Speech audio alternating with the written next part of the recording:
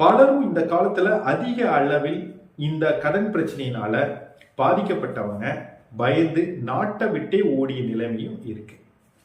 அவ்வளவு கொடுமையான கடன் பிரச்சனையில் இருந்து வெளியே வரக்கு ஒரு மிக எளிய ஒரு வழிமுறை, ஒரு சிறந்த ஒரு பரிகாரத்தை இப்ப நான் உங்களுக்கு சொல்றேன்.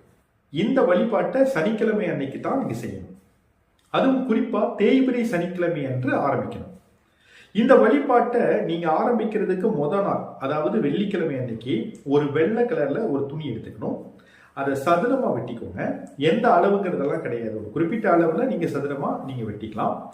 அதை சுத்தமான பன்னீர்ல நீங்க நினைச்சு அதை காய வச்சுக்கோங்க. ரொம்ப பெரிய லெவல்ல வேண்டாம், ஒரு சின்ன லெவல்ல இருந்ததுன்னா கரெக்டா இருக்கும்.